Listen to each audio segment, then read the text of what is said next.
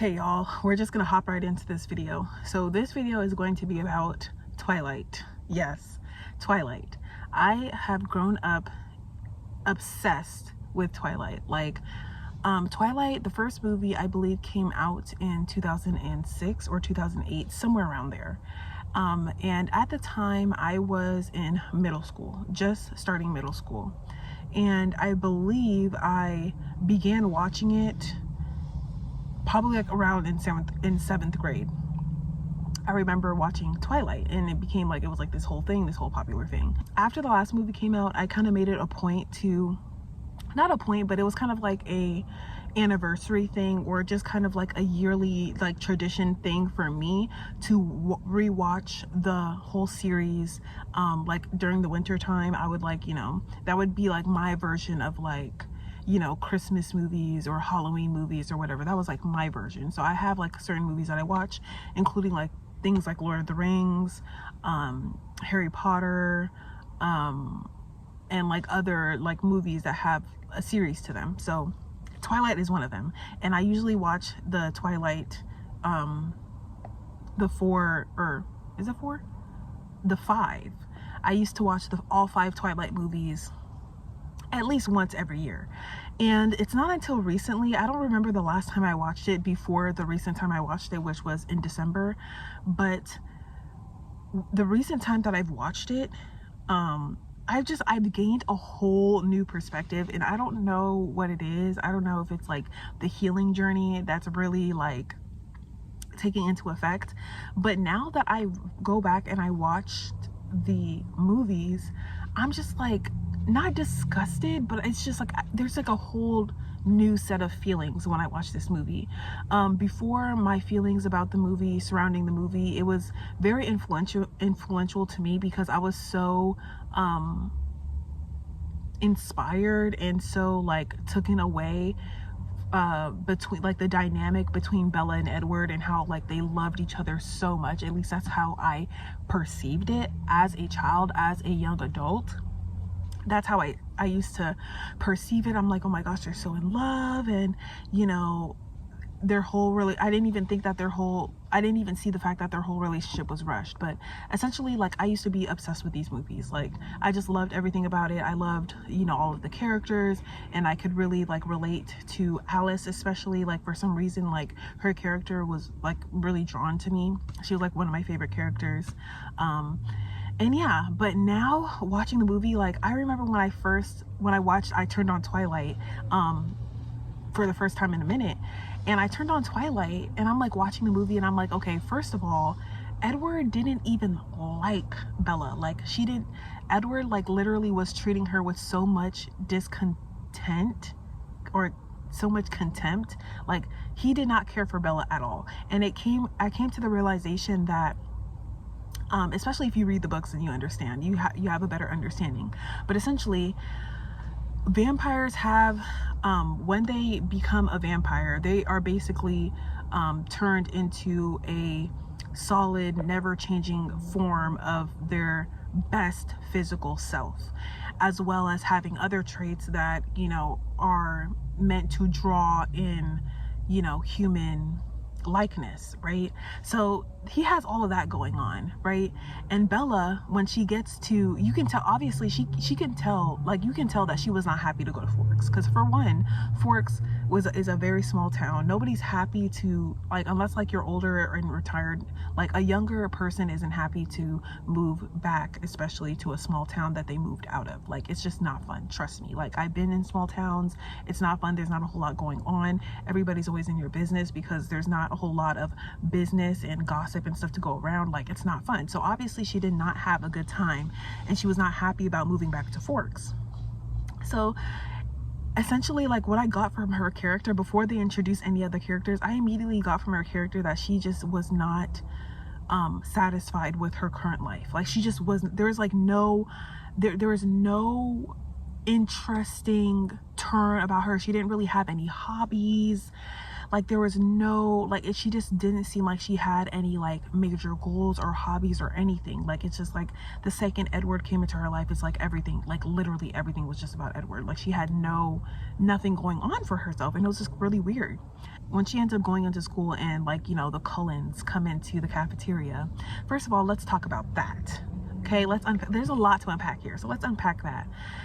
Mind you, I don't know exactly the age of everybody else, but Edward states that he's been 17 for over 100 years or something like that, which means he's 117 at the least, right? And when it comes to his siblings and his family members, like they're also hundreds of years old. So you would think that, okay, if you had this much time on planet Earth, that you would kind of develop some hobbies, you would like develop a passion, you would develop a lifelong passion, kind of like Carlisle, how he's a doctor and he has found his passion into helping other human beings like heal and get better and do surgery and whatever it is that he does. So you would think like, why isn't Edward, Alice, Jasper, Emmett, Rosalie, why don't they have anything better to do than to go to high school every freaking day, right? Why don't they have anything, like why don't they have anything better to do? First of all, that's miserable. You couldn't pay me to repeat high school. Second of all, like why aren't you guys doing anything else? Like if you guys just dress a little bit older, and obviously you guys can easily have access to fake IDs through Jenkins or whatever his name is, why not just live a different life, right? Now, my theory on that is that Alice probably, you know, obviously Edward was the only one who didn't have like a mate. So Alice probably seen that, you know, Edward would find his mate in Forks High School.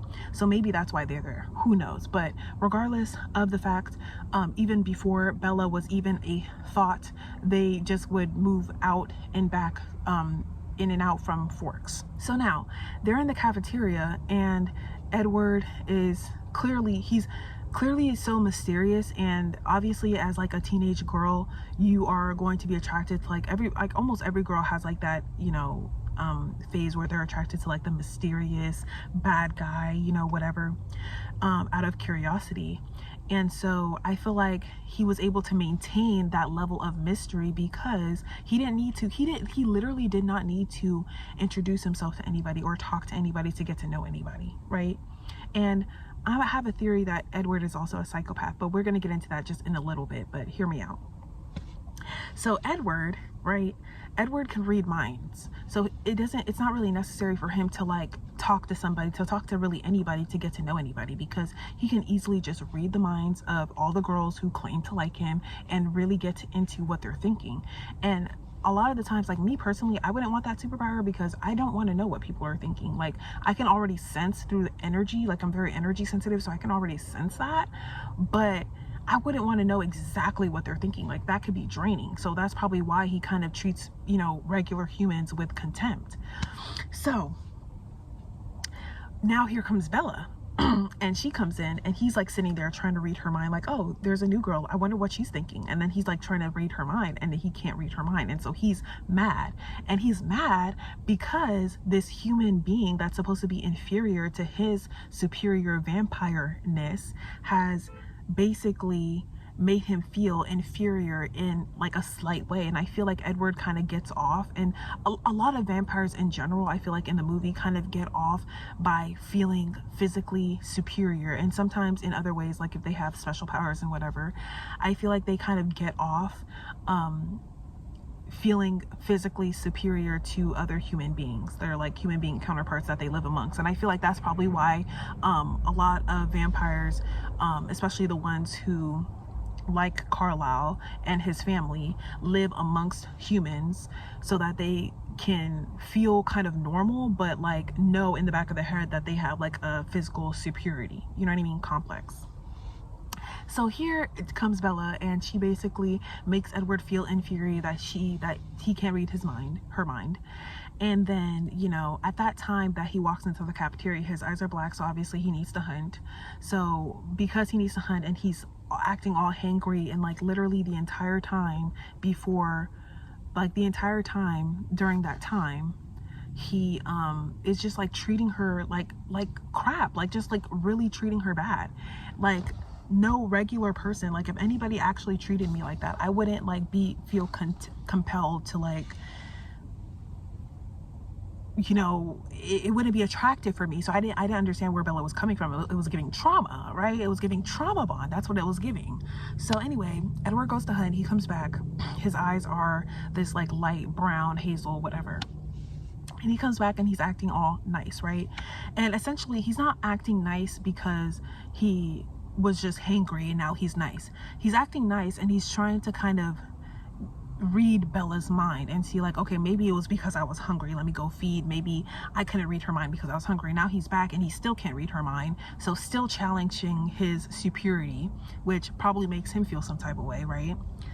And here she is and she's like, what's wrong with you? And I feel like that was the only part where she kind of stood on business, when she kind of confronted him about being rude to her. Where it all goes downhill for me is there's that vampire attractiveness, you know, when you are in your fully physical best form or whatever. There's that like attraction, that natural human level of attraction, vampire pheromones, whatever they got going on, right? That attracts Bella. But then Edward decides to save her from being crushed by her friends, almost like basically running her over with their car, and boom, he saves her. And since then, like, Bella just won't let it go. Like, she's like super curious, this, that, and the third, right? Where it gets weird, because they could have just been friends. She could have just been like curious, like, what was that? You know, like, oh, I'm having like some sort of supernatural encounter and I'm just a curious gal, right? But then they go off into the forest, into the wilderness. First of all, Bella knowing what he is, right? And okay, I understand, like, I'm not gonna take away from her intuition, because her intuition probably thought that, okay, he probably wouldn't hurt her, so I'll give her that. But like, any sane human being wouldn't go off into the wilderness, into the forest alone with a vampire, knowing that it's a vampire, right? And so Edward basically is trying to scare her, and he's like, oh, like, he's like ripping tree branches, and he's like doing all this and putting on a whole vampire show, right, to try to scare her and show off his superiority, his physical superiorness over her. And she's just like, I'm not scared. At this point, I mean, it's probably been like not even a month and they're already dating. And it's like, there was no courtship, there was no courting, right? He was rude to her, and then she was curious about his rudeness, and then he started being nice, and then he saved her from that car. That made her even more curious, and now all of a sudden the lion fell in love with the lamb. I used to think this was peak romance, but now that I look back at it, I'm just like, where was the courtship? Like, the only time that he courted her, and it wasn't even like essential, is when he was stalking her. He was literally stalking her and picked her up from the guys. Now, granted, he saved her or whatever, but literally was stalking her. And then they ended up on some sort of date. And it's like, it's not even that he asked her out or anything. Like, there was literally no courting at all whatsoever. Yeah, it's just really weird. And then, like, you know, towards the end of the movie, they're just like a thing. They're just like a public thing. And then here comes New Moon, and it is Bella's birthday, and she gets her paper cut, and basically Edward just kind of completely abandons her. Just like completely abandons her over a paper cut, because her, you know, his family almost like essentially, you know, took her out and, you know, ate her up essentially. And he decides to completely abandon her in New Moon, and doesn't even fully abandon her. It's like, it's giving narcissists when they hoover, you know what I mean? Like, when you end up leaving them or they end up leaving you, but they still hoover around like your vicinity and stuff like that. So he was kind of doing that. And it's like, okay, she fully couldn't get over him. And then Bella was sitting up there going crazy, talking about, you know, sitting in that chair for like 3 or 4 months in her bedroom, all depressed, having nightmares. Like, girl, he did a doozy on you. Like, crazy, just crazy. And it's like, that's not, like, the fact that I used to think that was romance is crazy. It's just, anyway, Edward leaves. and she starts developing a healthy romantic relationship with Jacob. And at first, I'm not gonna lie, like when I was younger, I was not feeling it. I was not team Jacob at all. There's no way I'm gonna be sitting up here dating a werewolf, practically dating a dog. I'm not about to do that. But now, my adult self, I still wouldn't have dated Jacob because he was a werewolf. Maybe if he was like still normal, like Twilight Jacob, I would have dated. But New Moon, Eclipse, Breaking Dawn Jacob, especially Breaking Dawn Part 2 Jacob, I couldn't. That's just not for me. I can't, especially like the whole situation that happened with Emily and Sam with the face. I'm cool. But she ended up building a, healthy relationship with Jacob. And, I was happy for her or whatever. And things were great. And then all of a sudden, he decides to call her house to talk to Charlie or talk to somebody to kind of check up on Bella. And I'm just like, if you're gonna leave, if you're gonna abandon somebody, then stand on business, right? Don't call family members trying to see, is she good or whatever. No, that's weird. So anyway, now that Jacob essentially hinted at the fact that Bella is no longer in the realm of the living, now Edward wants to join her in the realm of the dead. And it's all toxic. It's so dramatic. It's giving Romeo and Juliet. It's so dramatic and it's so toxic. And basically, when it comes to between New Moon and Eclipse, Eclipse just wasn't really, it was kind of weird. The dynamic with the love triangle between Bella and Jacob and Edward, it was just like really weird, that whole love triangle thing, which would essentially, I don't want to say it never happens in real life, but it's just not very common for two guys to be like fighting over a girl, especially if the girl clearly states that she is with a guy exclusively. You're not going to see another guy like actively trying to,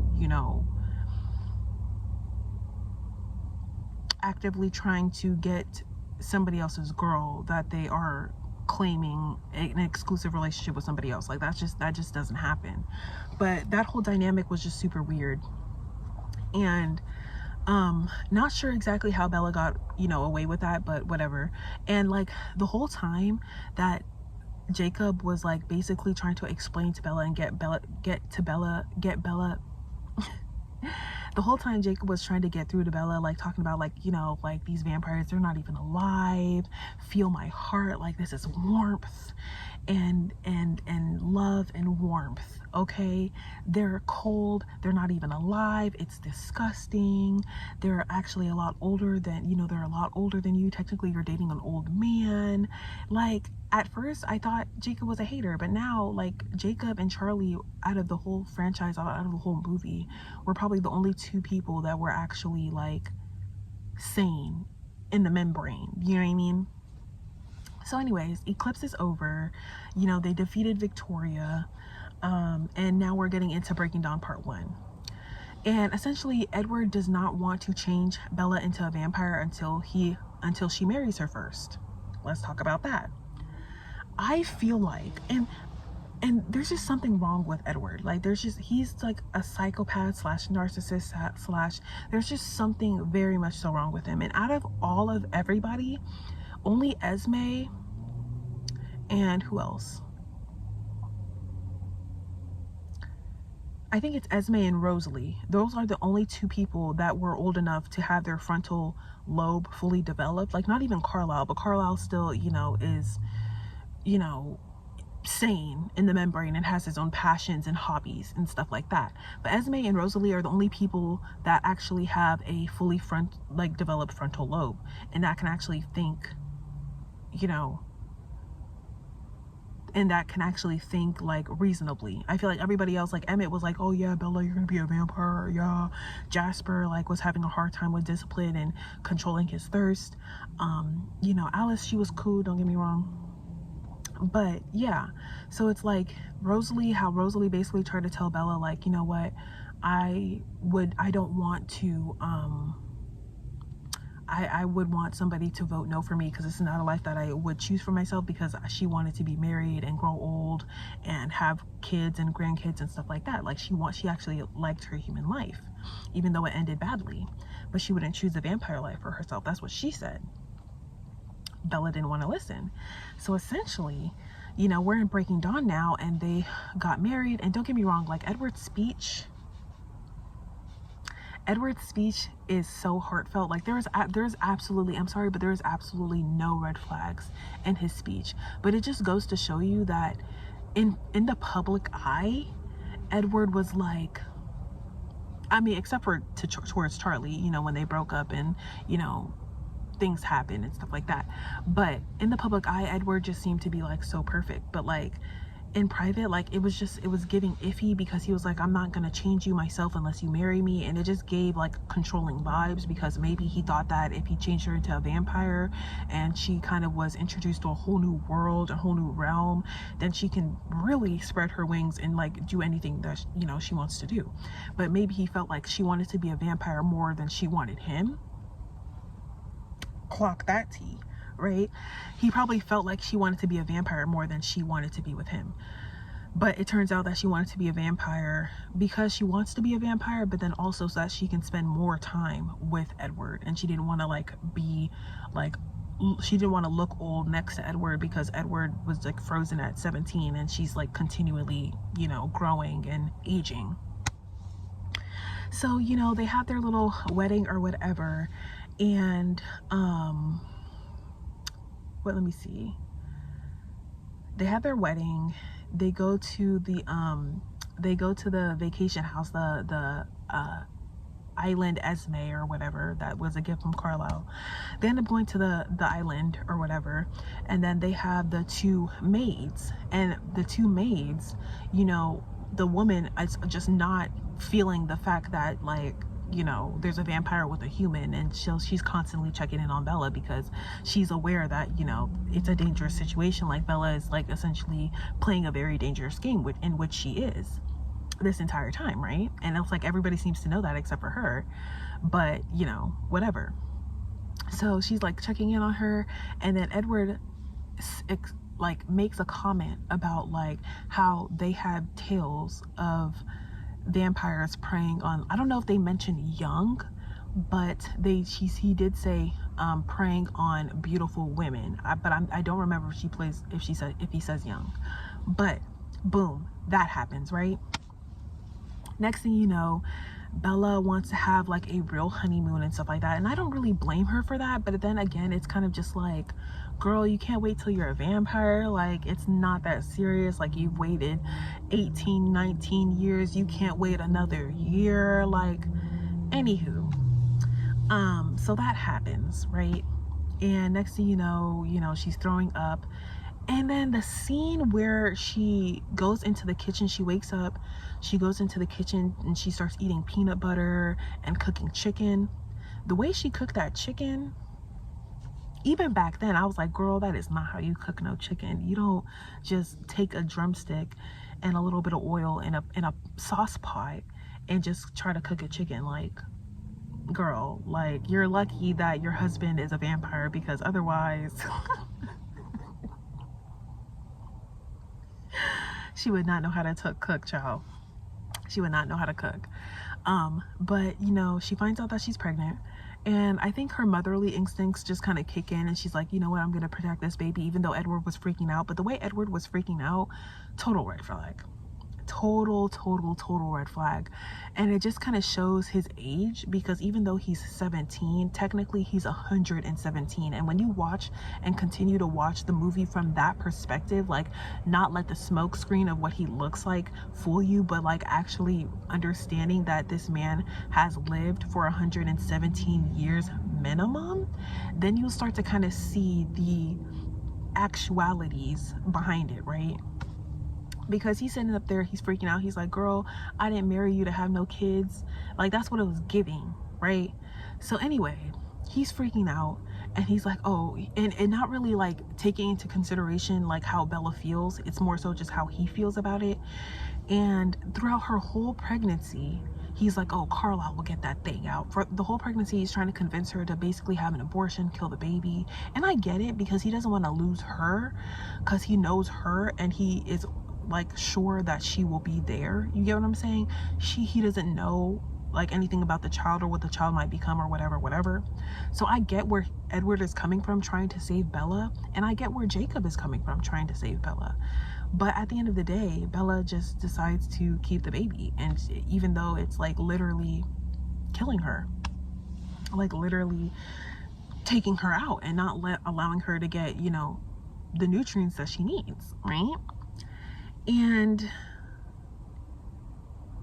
yeah, so essentially the whole time, like, Edward is just basically trying to force her to get rid of the baby, and up until she starts, you know, drinking the O negative blood, and it's starting to like help, you know, her symptoms and things of that nature, right? So anyways, it comes for time for her to deliver the baby. The baby comes. All of a sudden, Edward is all happy and stuff like that, because Bella is no longer like, you know, dying. So Edward is now happy, and stuff like that. And, you know, all is well. All is well. But I feel like things kind of get better once Bella is a vampire. Like, once Bella has the baby and Bella's a vampire, things start to like make more sense, because I feel like Bella is now at the same level as Edward, essentially, right? Like, she didn't have to deal with like any, like, first of all, the baby was growing super fast, so she didn't have to deal with like postpartum. She didn't have to deal with like the realities of what it is to be like a new mom, you know what I mean? So that was cool and everything like that. But I don't know, like the whole, I feel like Edward kind of just eventually grows to like her kind of thing, and stuff like that. I feel like throughout the whole series, he kind of grew to like her even more. And I feel like he just kind of liked the fact that she was human, because he liked the fact that he could be around her without killing her, essentially. Like, I feel like it was just that, because when they were playing baseball, the baseball scene, and James was, you know, it was like Laurent, Victoria, and James, and they were, you know, having the baseball scene, and then eventually like the wind blew, and then James smelled her and was like, oh, so you brought a snack. Because that's how they think. Like, that's literally how they think. So it's like, even like the fact that the Volturi keeps like certain human workers working in their little facility, I just feel like being in close proximity to humans just makes vampires feel a more sense of feel more superior. I feel like they just feel more superior in the presence of other humans, which is why they kind of keep humans around, you know what I mean?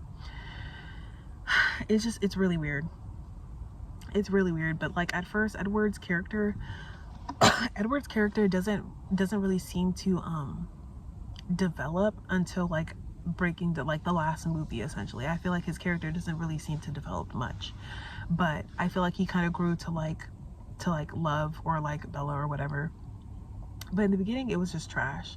It was just trash. I just feel like it was really trash. It was really weird. And then the way like they did Jacob, like they did Jacob so dirty, because it's like, I understand it's a wolf thing or whatever, but like, wolves shouldn't be allowed to imprint on kids, you know what I mean? Like, that's really weird, and there's like a really weird underlining with that. They should not be allowed to imprint on kids. I feel like they could have at least waited. Like I understand that after Bella had the baby and she technically died, they could have fought off the wolves, right? The way they could have wrote it was like, while like, okay, so Bella died giving birth to Renesmee, right? And because she died, Jacob was like, I'm gonna kill the baby, right? So makes sense, right? Makes total sense. But if the vampires had came back, like Carlisle and the whole crew, they came back, and say like they started, you know, wrestling and tussling with the wolves and stuff like that, and since after Bella died, Edward injected her with his venom and stuff like that, I feel like while they are wrestling or whatever, then that could have been the time, like that could have been the perfect time for her to transform into a vampire, right? So boom, she would have transformed into a vampire, she wouldn't have been dead, Renesmee would have been there, and the fight would have been over, right? But instead, they had to have had Jacob imprint on the baby, which was just completely uncalled for, completely unnecessary. They could have waited until Renesmee was like of age and then showed that, okay, then once she was of age, then Jacob went ahead and imprinted on her. That would have been a lot more appropriate, and that would have like opened doors for like a sequel, you know, containing Renesmee and Jacob. And I would have loved that, because then it's like, okay, Renesmee's still kind of partially human with another partially human, and we could have seen kind of like an alternative version if Jacob, or if Bella would have chose Jacob, right, through like Renesmee and Jacob, like, and that would have been cool. And then essentially, like, Renesmee wouldn't have been as old in regular years, but she would have essentially still have been like matured enough to like actually have a romantic relationship with Jacob. Because even when they were at that Christmas party at Charlie's, and Jacob made her a gift, it was giving like a touch of romance that was a little inappropriate, you know what I mean? And I just, like, watching it now, it's just like, okay, that was a little weird. Like, I don't know why they had to do it like that, but it's crazy seeing, like, and that, me personally, like, I rewatch movies so often. Like, my favorite movies, I like to rewatch and rewatch and rewatch, because like you start to see different angles and different perspectives and stuff like that. And I feel like Twilight's just one of those movies. But I feel like before, when I was younger, as a young adult, I completely, as a minor especially, I completely just took the movie for face value without having to actually like think deeply into it. Like, why are vampires going to high school? Like, what is even the point of the vampires going to high school when they are more than capable and have the resources to like be doing whatever, you know, their passions are, instead of like, or why isn't it just Edward going to high school? Like, if Alice had a vision of Edward meeting Bella, and Bella's gonna become like his mate for life or whatever, why are all of them attending the high school? Why can't Edward just attend the high school and eventually meet Bella? Like, I'm confused. But that's neither here nor there. I'm in Washington right now, so I was actually contemplating whether I wanted to go visit Forks and visit the Twilight Museum thing. But I don't know, I'm kind of indifferent about it now that I know that now that I have this new perspective on Twilight. I'm kind of like indifferent about it. So I don't know, I might not do that. Or I might save it for another time, or I don't know. Like, it's still a good movie, don't get me wrong. I like how, you know, the different character developments of different characters. I liked how, you know, it was basically like a new world that was created. I like that, but I just feel like some parts could have just been completely written differently. And Edward did not have to be mean to Bella. Like, I never understood that. Like, I never understood that.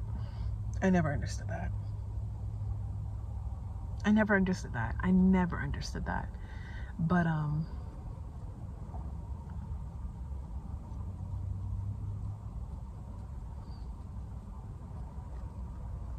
yeah, that's all I had to say. If y'all have any other additional insights that you want to add, then feel free to leave them in the comment box below, and I'll end the video here, and I'll see y'all in my next one. Bye.